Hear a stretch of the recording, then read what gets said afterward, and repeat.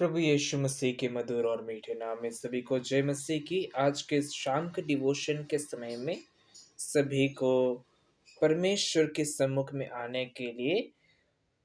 आप सभी को मैं स्वागत करता हूँ। जब हम दानियल उसका 11 अध्याय को खोलते हैं, वहाँ पर जो मुख्य विषय है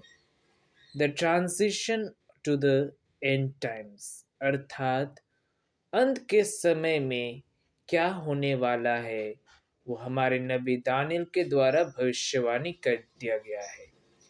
जब हम 11 अध्याय उसका 1 से लेके 36 पद तक पढ़ते हैं, वहाँ पर आने वाला जो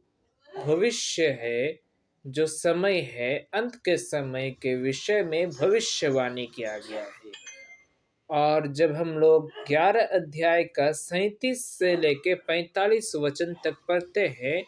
वहाँ पर इस प्रकार हम देख पाते हैं कि एंटी क्राइस्ट अर्थात झूठे मसीह या फिर झूठे भविष्यद्वक्ता के विषय में वर्णन करता है। तो मेरे प्रिय भाई और बहनों, इस बात को पूरा करने के लिए कि ये बात जो 11 अध्याय है सचमुच का ये अंत के समय के विषय में लिखा गया है, इस बात को प्रमाण करने के लिए मेरे साथ निकालिए 11 अध्याय और उसके 31वें वचन। वहाँ पर इस प्रकार लिखा है, तब उसके सहायक खड़े होकर दृढ़ पवित्र स्थान को अपवित्र करेंगे और नित्य होम बलि को बंद करेंगे। वे उस घृणित वस्तु को खड़ा करेंगे जो उजाड़ करा देती है। तो जब हम इस पद को पढ़ते हैं, वहां पर हम लोग एक ऐसा समय जो कि मत्ती ने भी अपना भविष्यवाणी के समय में मत्ती रचित सुसमाचार जब हम लोग निकालेंगे, उसका 24 अध्याय 15वीं पद को पढ़ेंगे, तो वहां पर इस प्रकार इसका विषय में वर्णन करता है। लिखा, इसलिए जब तुम उस उजाड़ने वाली घृणित वस्तु को जिसकी चर्चा दानियल भविष्यद्वक्ता के द्वारा हुई थी पवित्र स्थान में खड़ी हुई देखो, जो पढ़े वो समझे। तब जो यहूदियों यहूदिया में हो वे पहाड़ों पर भाग जाए, जो छत पर हो वह अपने घर में से सामान लेने को ना उतरे, और जो खेत में हो वह अपना कपड़ा लेने को पीछे ना लौटे। महासंकट काल का जो आरंभ है कैसे होगा, उसके विषय में वर्णन किया गया है। एक ऐसा संकट काल, एक ऐसा समय जो पूरा दुनिया को हिला देगी। लोग उस समय डरेंगे, लोग उस समय कांपेंगे, सोचेंगे क्या समय आ गया। लोग मृत्यु को खोजेंगे, लेकिन मृत्यु उनके सामने नहीं मिलेगी। वे मृत्यु के पास आएंगे, मृत्यु उनसे दूर भागेगी। इसीलिए एक ऐसा समय जो महासंकट काल के रूप में देखा जाता है, उस समय क्या होने वाला है, कैसे होगा, कब होगा, वो इसका चिन्ह जैसे नबी दानियल ने पहले से भविष्यवाणी कर चुका था कि जब उस घृणित वस्तु को पवित्र स्थान में खड़ी हुई देखा जाएगा, तब हमें समझ जाना है कि अंत के समय में यह जो महासंकट काल है वो आ पहुंचा है।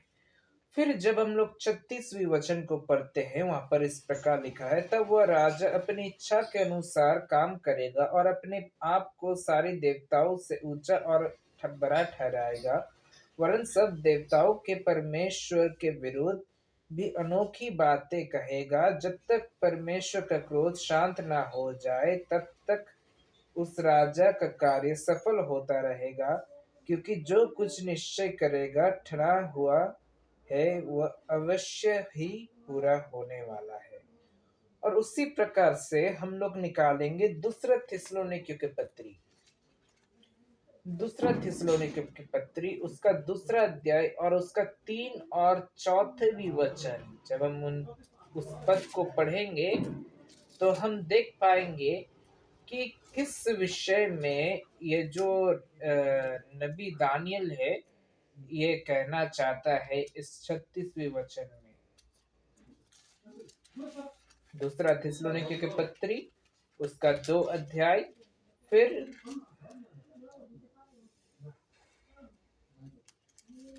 3 और चौथीवी वचन। वहां पर लिखा है, किसी रीति से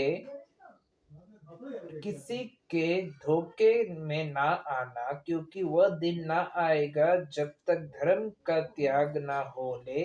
और वह पाप का पुरुष अर्थात विनाश के पुत्र प्रकट ना हो, जो विरोध करता है और हर एक से जो ईश्वर या पूज्य कहलाता है अपने आप को बड़ा ठहराता है, यहाँ तक कि वह परमेश्वर के मंदिर में बैठकर अपने आप को ईश्वर ठहराता है। तो मेरे प्रिय भाई बहनों, जब यरूशलेम में जो राजा सुलेमान ने जब मंदिर बनाया था, फिर मंदिर तैयार हुआ, वो दूसरा मंदिर है, फिर उस रूप से हम जब देखते हैं वो अभी जब हम लोग उस मंदिर के स्थान में पहुंचते हैं, वहां पर मंदिर नहीं बल्कि कुछ और रखरखाव किया गया है।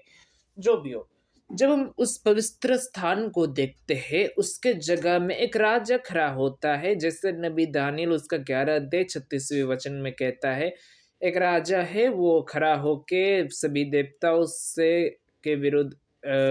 उल्टी सीधे बात कहेंगे और वो अपने आप को परमेश्वर से भी महान कहेंगे। जब हम लोग दूसरी थिस्सलुनीके की पत्री उसका दूसरा अध्याय फिर 3 और चौथी पद को पढ़े, तब हम समझ पाए हैं कि ये जो राजा है एक तरफ से एक ऐसा झूठा भविष्यद्वक्ता है, एक झूठा मसीही है जो अपने आप को एक तरफ से परमेश्वर के से भी ऊंचा कहलाता है। एक ऐसा एक एंटी क्राइस्ट, एक लौता एंटी क्राइस्ट है वो अपने आप को परमेश्वर कहलाएगा और कहेगा कि तुम ये जो परमेश्वर है इन पर भरोसा मत रखो, मुझ पर भरोसा रखो, मैं परमेश्वर से भी ऊंचा हूं। इसलिए मेरे प्रिय भाई बहनों, जब हम इस शाम के समय में जब नबी दानियल के 11 अध्याय से हम पढ़ते हैं, जब अध्ययन करते हैं, हमें ये चीज नबी दानियल अपने पुस्तक में से जो है एक तरफ से सावधान कर देना चाहता है कि इन चीजों का अगर तुम देखो तो उस पर तुम आगे मत बढ़ो, बल्कि तुम परमेश्वर के वचन के अनुसार चलो, जिससे हम कभी भी उस शैतान को के अनुसार नहीं चले। इस वचन के द्वारा परमेश्वर के नाम की महिमा हो। सभी को जय मसीह की।